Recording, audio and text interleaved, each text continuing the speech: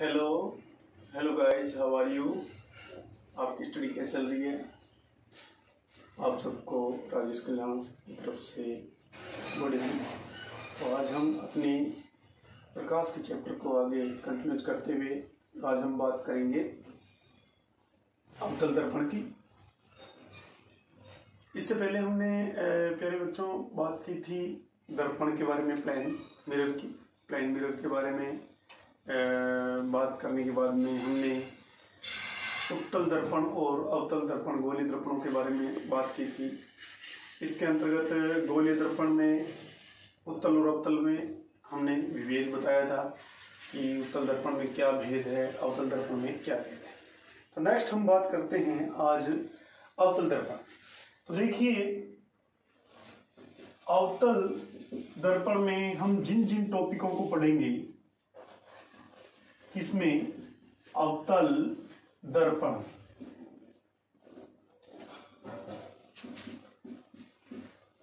दर्पण में जिन टॉपिक्स को पढ़ेंगे वो टॉपिक्स हमारे कौन कौन से होंगे। इसमें हम फर्स्ट जो है टॉपिक पढ़ेंगे अवतल दर्पण की बनावट। क्या पढ़ेंगे कि इसकी बनावट क्या है। पहली बात हम पढ़ेंगे अवतल दर्पण की बनावट क्या है। ठीक है, बनावट में इसके परिभाषाएं वगैरह आ जाएंगी। उसके बाद में सेकंड पॉइंट हम पढ़ेंगे कि इसमें कार्तिक चिन्ह के बारे में हम पढ़ेंगे। ठीक है, कार्तिक चिन्ह, इसके प्लस माइनस के बारे में, उसके बारे हम बात करेंगे। नेक्स्ट हम थर्ड जो है इसके यूजेज के बारे में बात करेंगे, कंटिन्यूटी उपयोग इसके क्या है।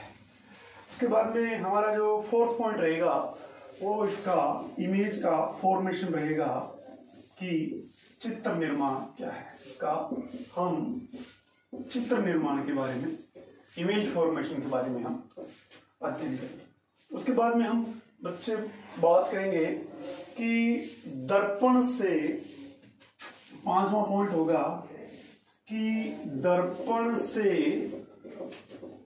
मिरर को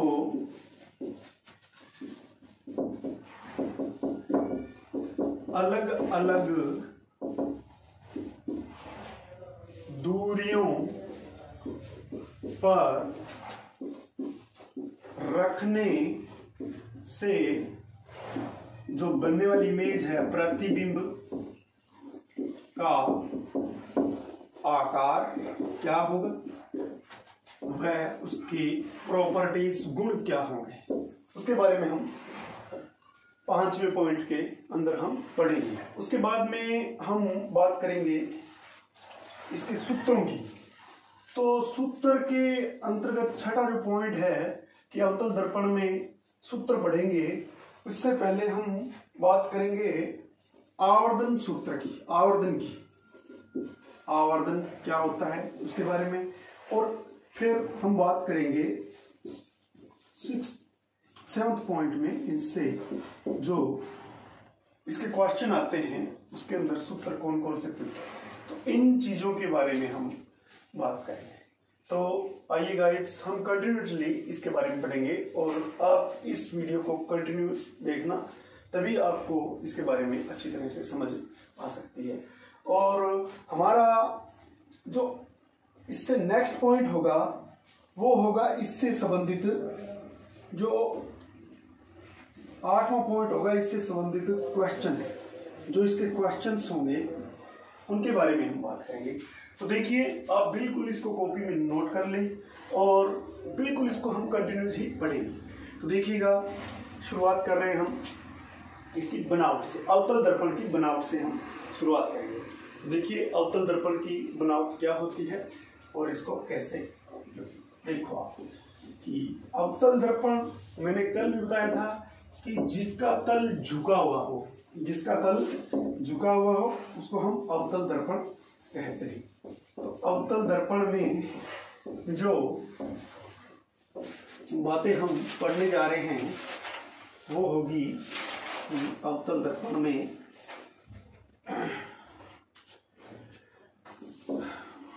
मैं यहाँ पे एक बात और बता देना चाहता हूँ कि अवतल दर्पण किसकी तरह व्यवहार करता है। यहाँ पे आपसे नोट करके लिख लो कि ये एज लाइक कॉन्वेक्स लेंस, कि ये उत्तल लेंस की तरह, उत्तल लेंस की तरह व्यवहार करता है। तो इस बात को आप थोड़ा सा ध्यान रखना, ये बहुत ही इंपॉर्टेंट बात है। नेक्स्ट अब हम बात कर रहे हैं कि मान लेते हैं कि ये एक उत्तल दर्पण है, ठीक है। उत्तल दर्पण को हम इस टाइप से मान लेते हैं कि ये एक उत्तल दर्पण है, या हम इसको ऐसे कह सकते हैं कि ये एक गोलीय कांच है, कांच का ये गोला है, इस टाइप से मान लेते हैं। ये कांच का एक स्फेरिकल ग्लास है। अब इस कांच के ग्लास को, इस कांच के ग्लास को हमने एक तरफ से रजत पॉलिश के द्वारा, इसको हमने रजत पॉलिश करके इस पे कलर्ड कर दिया, और इसका यहां से हमने इसको कट कर दिया, कटिंग कर दिया। तो इसका ये जो कांच का भाग है वो एक अवतल दर्पण की तरह व्यवहार करने लग जाएगा, ठीक है। तो देखिएगा, इसमें मान लेते हैं कि ये गोला है, गोले के अंदर जो बिल्कुल मिड पॉइंट होगा, जो गोले के अंदर जो मिड पॉइंट होगा, वो मिड पॉइंट क्या है, उसको हम क्या मान लेते हैं, उसको हम मान लेते हैं केंद्र, उसको हम क्या मान लेते हैं, इसका केंद्र, ठीक है। और इसके बिल्कुल बीचों बीच में यहां से यहां तक, ऐसे यहां से यहां तक हम मान लेते हैं कि ये क्या है, एक मुख्य अक्ष, ये इसका सेंटर है और ये इसका मुख्य अक्ष है। तो ये यहां से लेके यहां तक, ये इसकी जो बिल्कुल बीचों बीच सेंटर से गुजरे, वो इसका हम क्या मान लेते हैं, मुख्य अक्ष मान लेते हैं, मेन एक्सिस मान लेते हैं। अब बात करते हैं कि ये जो यहां से हमने मान लो ये काट दिया, काटने के बाद में आपको पता है यहां से आगे की ओर क्या माना जाएगा, इसका अनंत माना जाएगा। ये इसके परिधि से बाहर, इस जो गोलीय कोश है इसकी रेंज से अगर बाहर है, तो कोई रेंज से बाहर होगा तो क्या माना जाता है, अनंत। तो प्रकाश की किरणें अगर यहां से हम फेंकेंगे, यहां से हम आपतित करेंगे, तो ये कहां से आती हुई दिखेगी, उसके लिए इस पॉइंट के लिए या यहां के लिए ये अनंत से आती हुई दिखेगी।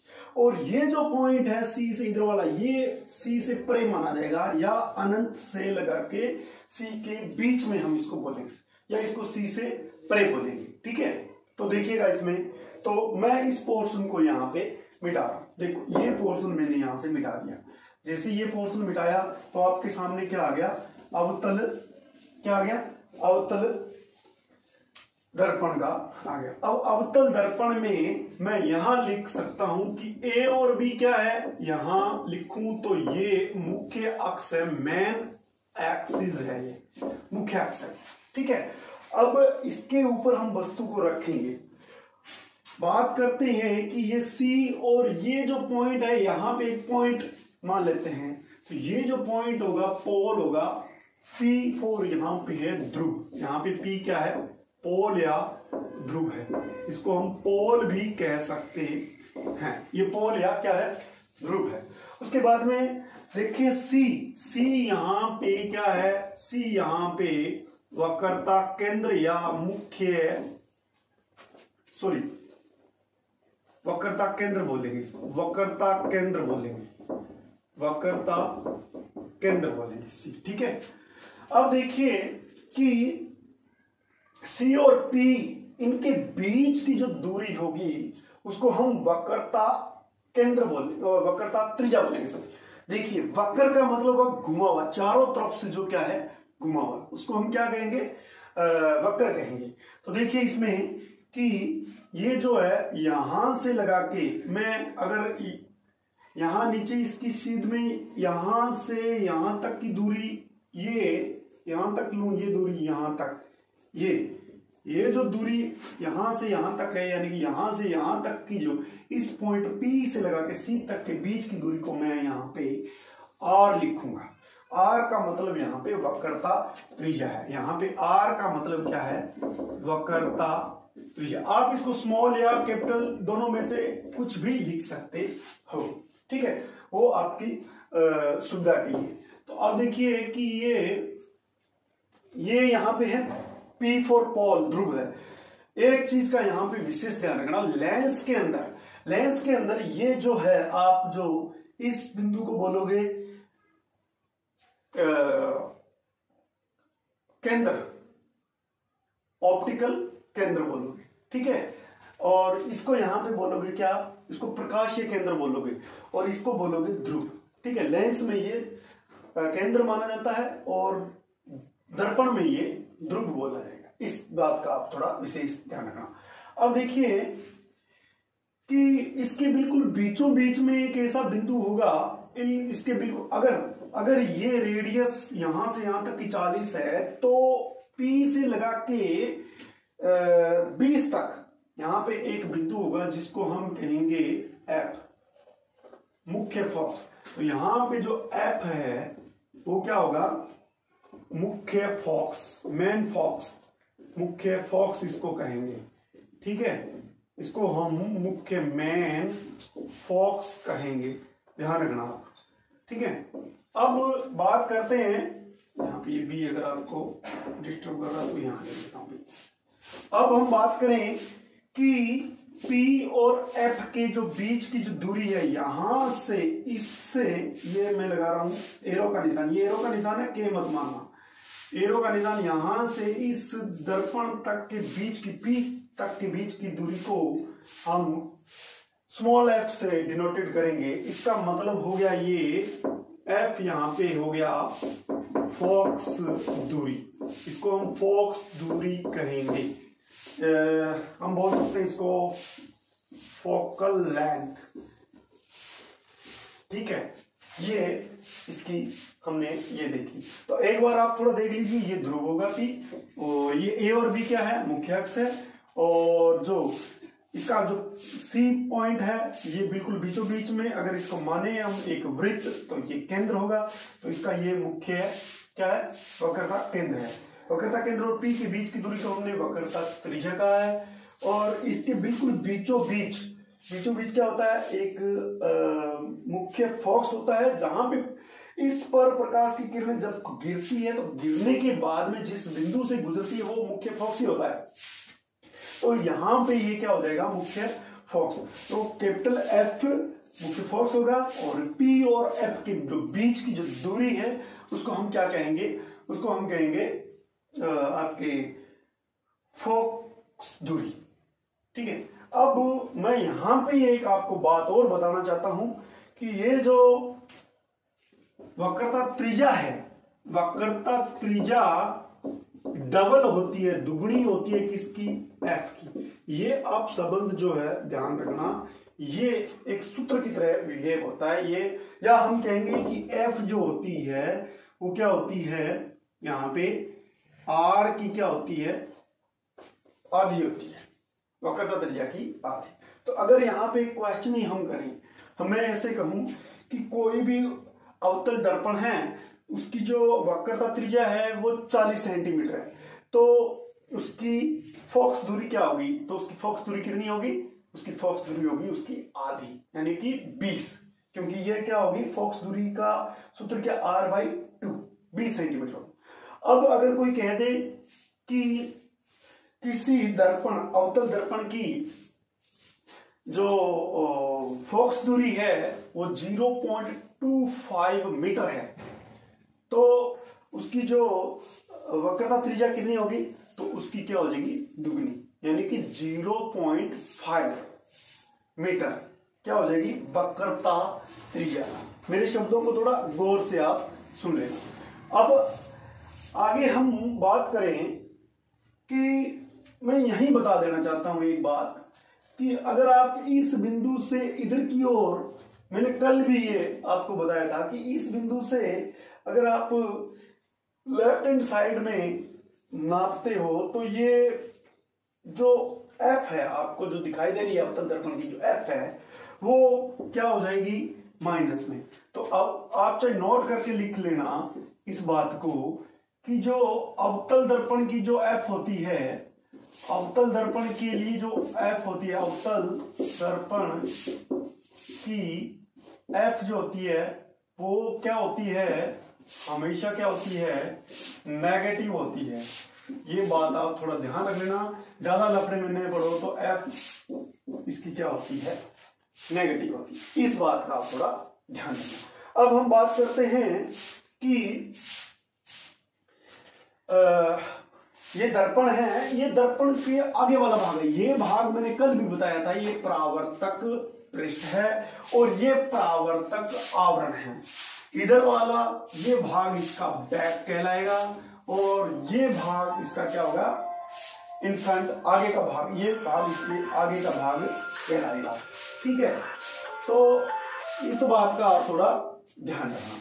तो उम्मीद करता हूं कि प्यारे बच्चों ये आपको जो कंसेप्ट है वो अवतल दर्पण का समझ में आया होगा।